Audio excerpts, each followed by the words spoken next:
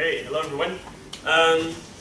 So I'm trying a new feature here that Google Slide has introduced. So if you have questions and you don't want to interrupt, or you don't want to you're shy, whatever, you can use that URL, ask a question, and we will review them later on.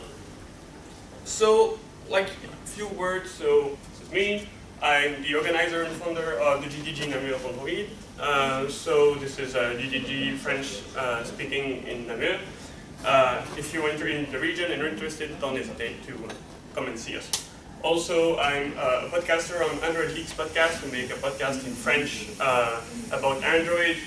We started that recently, and we would love to have people come and listen to us. So there you go.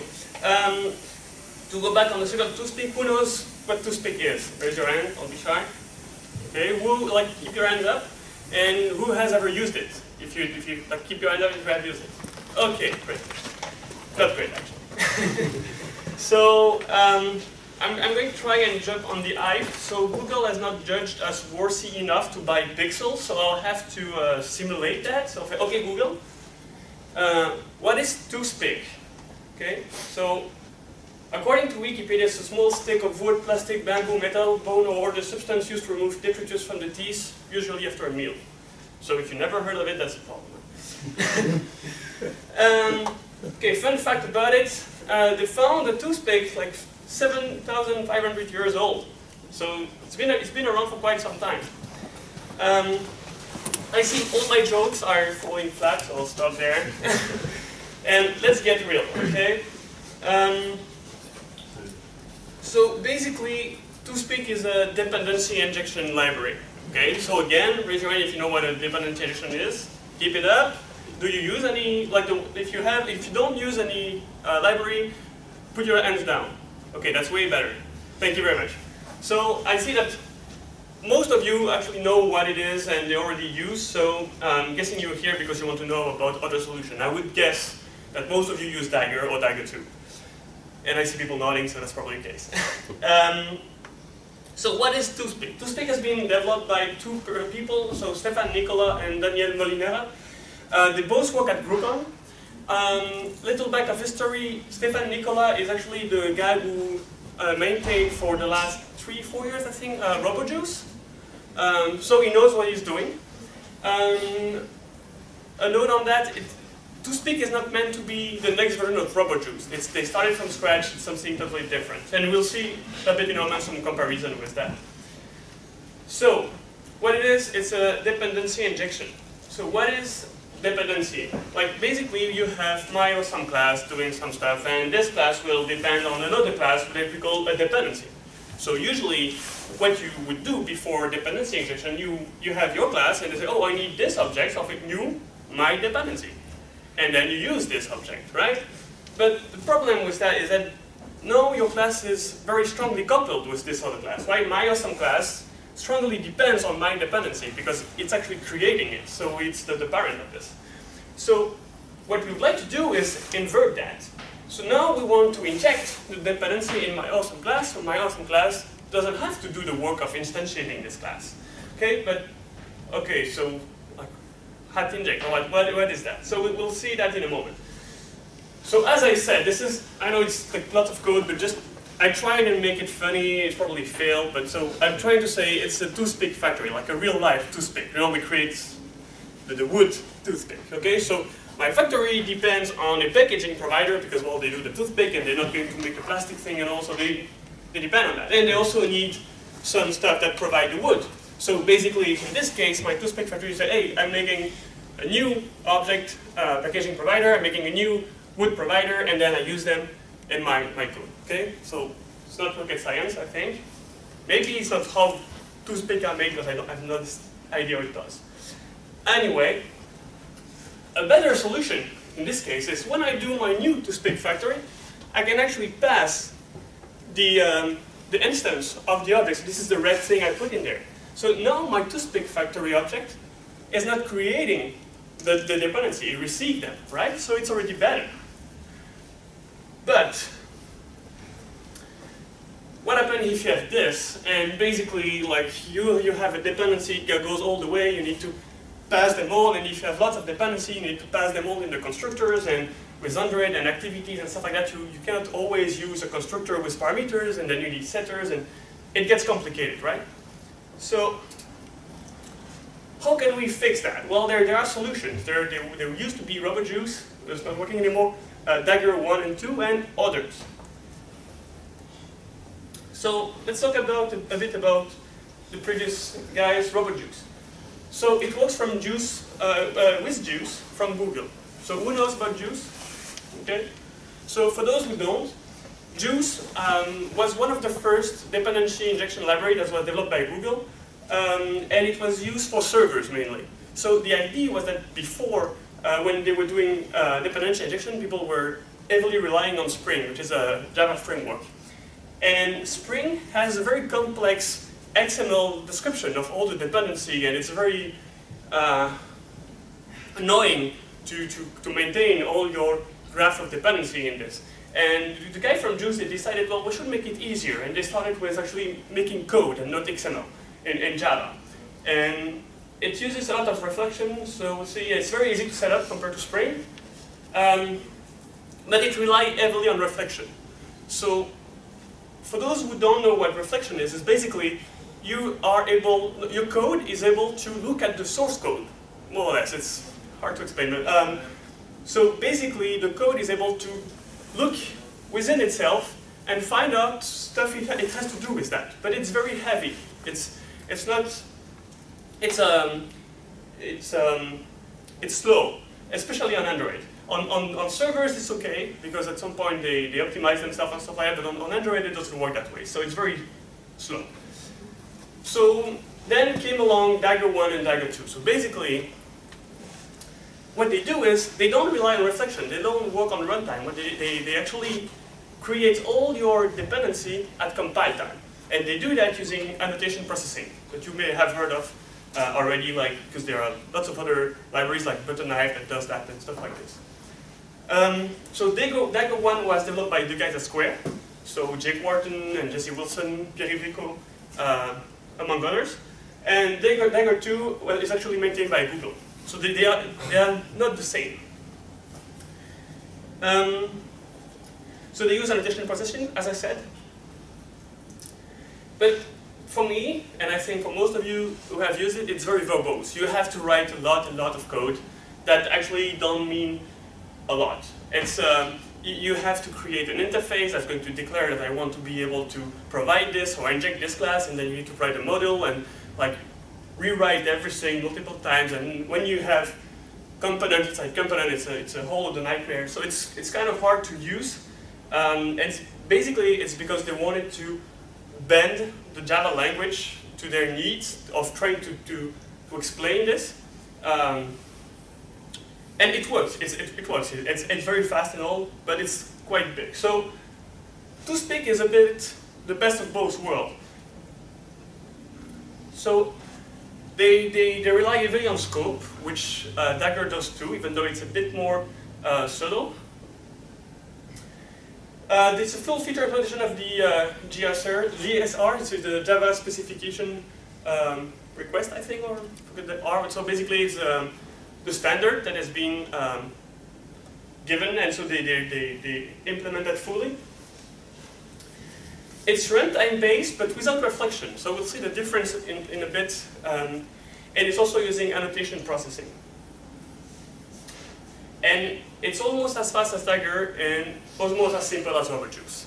So it's a bit less performant than Dagger when you have a lot of injection, but when you have like less than 100 to 200, it's even faster than Dagger. So it's cool. And it's easier on the testing support than Dagger. So like this is a bit how it works now. So remember I already talked about the @inject that we have here. I think it's my last slide actually. There, better. And this is how we ask it. So basically we open a scope, and when we open a scope, we don't necessarily create it. In this case, when we say open this scope, the scope may have already been created. Just so we will retrieve the already existing instance of this scope. And then we say inject this, and we pass the scope. So this is quite easy, I believe.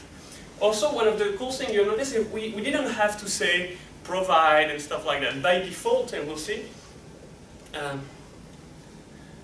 by default, if you have a class like this and you need another injection in it, it will use that injection, it will fill it for you, and we didn't have to say new whatever. And in this case, if you have a constructor, you can annotate the @inject constructor, and that will actually tell Toothpick to create a factory for your objects that will actually make sure that if you have other annotated method or fields with @inject, it will call them. And it's, as again, it's annotation processing, meaning that it's not at runtime. It will actually create some code that will call that, so it's just code, like you would write it yourself. Is it clear? Yes? No? Seems like it. Okay, because I don't feel clear. So we can see the @inject. So when I inject my packaging provider, well, sorry, I made a mistake. So if I had something else here, it will inject this code when I inject the packaging provider. Sorry, my bad. And my constructor will be called when it will be injected because I have annotated it. So if I want some code to be run, I'm sure it will use this one. Also, as I said, there are sometimes transitive dependencies. So that's what I was trying to show earlier. So my packaging provider has a plastic provider because, well, they don't do the plastic, right? They're just going to make a little shell where we put the toothpick in. So they need some people to bring them the plastic, right? So that's my dependency. Well, in this case, Toothpick will do it for us. We just inject the scope, and actually, as you see, Toothpick will take care of that. It will generate the code for the annotation processing that will do that for us. Also, it's a bit like what we used to see with Dagger. You can define some provide stuff. So if I have an interface, in this case, I have let's say it's an interface or even a class, it's wood provider, and I want to replace my injection with Acme wood provider. Okay, I want another provider. I want to replace everywhere. Well, I can define my model like this. Then when I do my scope, I open scope, I install my model, and then I inject it. And if I can also have another one, and so basically you can do this, and I can open a different scope, and both of them, in this case, if we go back, try. Yeah, if we go back to this, if I had opened my scope, install model, then even though wood provider is a class and not an interface, and I said I want you to bind this class to Acme wood provider or Hollywood wood provider, whatever, then I will have the right class in it because my module will override this. And this is basically how you do testing. When you have testing, you have all your modules in place. Well, nothing prevents you to open the scope, override the module, and say, oh, I want to install this new module. It will override it, and therefore you can replace during the test easily just part of your injection and your mocks.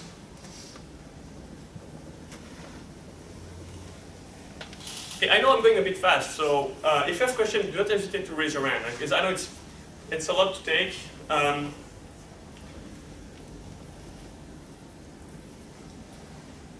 And also, yeah, you can annotate class with @singleton. You can also create your own, so you could create @context singleton and make a singleton that would be a singleton for the life of your context and stuff like that. It's quite easy. And in this case, you can see I have also an injection in it, so you need to be sometimes careful with what you do. If you have, the inject in a singleton, and it will have for the life of your application, right? So be careful when you inject some stuff in it. It might be a trap. So a few tips. You can use it for MVP. Like basically, you can inject your presenters and just switch your views in it. So everyone knows what MVP is? Okay, I'll try and go a bit more. So MVP is when you when you separate your code so that you would have stuff that related to the database and model and the views separated, and the presenter is usually the one that tries to bind this all together. And we can make like we could say an activity is a presenter most of the time, even though it's very highly coupled with a view, but give you an idea. So in this case, well, we can have some presenters for part of your application and say, hey, well, basically when you click on that, you do some stuff. And instead of the activity and like the click and all the stuff, you can pass it to another class that will do that. And in this case, well, the cool thing with it, and when you do injection, you could have a presenter that lives as long as the application does, and so store all your variable in it. And basically, when you rotate the phone, usually you have to have retained fragments, and you have to have loaders that load the stuff and make sure that you are, like if you were in the middle of loading, what should I do? In this case, well, you have your presenter that lives along, so when you create, when the activity is on create, you pass whatever information you need to the presenter, so it will be able to handle all the thing. And when it's on destroy, then you say, hey, unregister me, because now I'm going to be destroyed and I don't want any leaks, right? And so you could use dependency injection, and not only Toothpick, but Dagger as well, to do this kind of stuff, and don't necessarily have to handle all the problem with the rotating screen and stuff like that.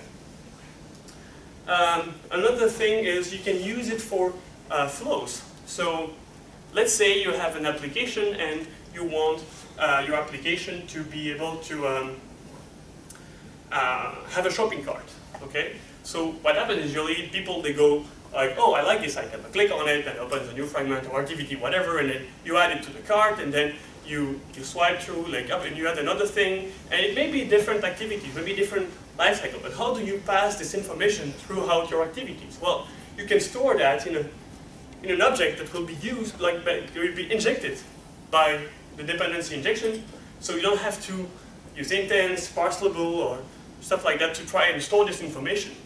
And it's also like, and then afterwards, when you arrive in the one you want to pay, well, you inject your object, and the pay activity has the object with all the stuff in it already, and you don't have to think about database, whatever, if it doesn't need to be retained throughout activity dive, right? So this is all kind of stuff you can do with dependency injection. Okay, was a lot. Any questions?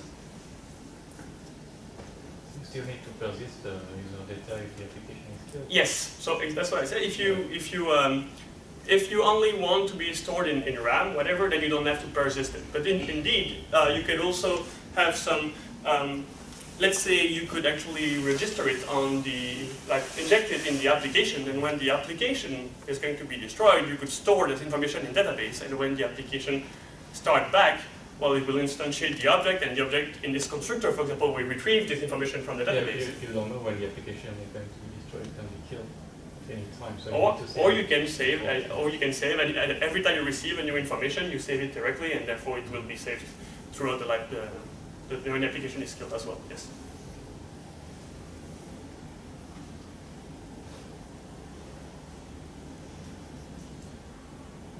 No more questions?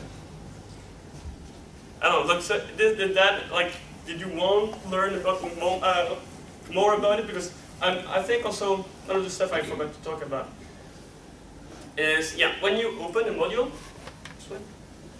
when you open a scope, you can also not necessarily pass a name, but you can pass an object. So I could say, I'm in my activity on create. I say Toothpick open scope this, right?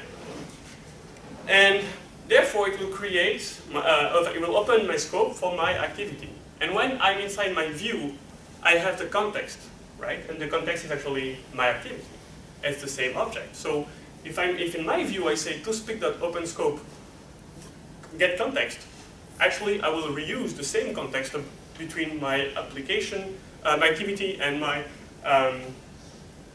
view, and I will be able to share this. So basically, when you have context singleton injection, well, you don't have to try and remember yourself, okay, like some static method or whatever. You can just use that, and if you have two activities that have the same module, well, they will have two different scope, because you say open scope this, which will be activity A, and in activity B you will say open this, which will then their scope for activity B. So it will have their own scope. So in this case, there is no problem with leak memory, memory leaks. Is that clear? Yes. And of course, you need to close the scope at the end in the on destroy. You just do Toothpick.close scope. Yes. or close scope with scope. I think you need to pass the scope, and so you need to store that. And also, one of the things I didn't say is when you open a scope, here you can actually pass other scopes. So if you have a scope for your application, you say open a scope for the application, and then in the activity you say open scope, and then this, comma, get activity, get application context, and then we'll share the same scope, and the scope is shared. This object which is getting injected there, how does that work? Is it going through? So this can be an object, at least. Yes. So how does it know what it has to inject? Does it do it by reflection, or no, is this? It's like Dagger. Basically, you would have, as we saw, @inject on some fields. Also works on some methods. So if you have setters, you can @inject some setters. It will work. And it's actually like Dagger. It will create some code at compile time that will be injecting it. So yeah, I also said one thing. Unlike Dagger, most of the injection is decided at runtime. Okay, so that's why if I would say in this case, scope Toothpick scope Hollywood scope, and then I say install modules Toothpick module 2, and then I go scope.install modules new Toothpick module, okay, without the 2. Actually, I will override my injection. So the one that gets overridden in this one will be used. So that's what I said. You can use tests like this, and so it decides at compile time, runtime, depending on how you do it, but still some code that is run that is created at compile time. I have a question. Yes. If you use the install modules method in one of your objects and you want to test it, you will maybe open the scope outside of the object in your test and install a new module for adding a special test dependency. But then the object will be created and the previous module will override the one you want to test now. How can you override something that you already use in install module by doing a test? I don't know if I'm clear. Yes. I'm not entirely sure because I didn't look too much into that. There are samples on the GitHub, so they have a lot of samples that you can check out, and there are also some registry and stuff like that you can hack into it. So they will create some registry on the fly, as Dagger does. You know, when you have the Dagger underscore component and stuff like that, they have this kind of same thing that you can hack into to make sure it's not going to be overridden.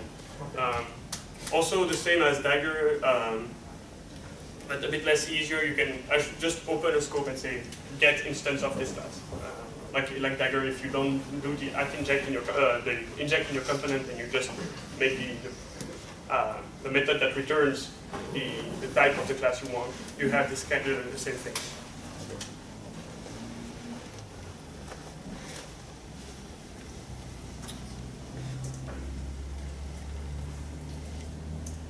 Okay, and so yeah, if you want to learn more and you speak French, certainly requisite. We actually got Stéphane Nicolas on the podcast, and he explains that way better than I can do. So if you speak French and you're interested in this, make sure you check the episode. They also mentioned it on the GitHub page on the README. So there you go. Thank you very much.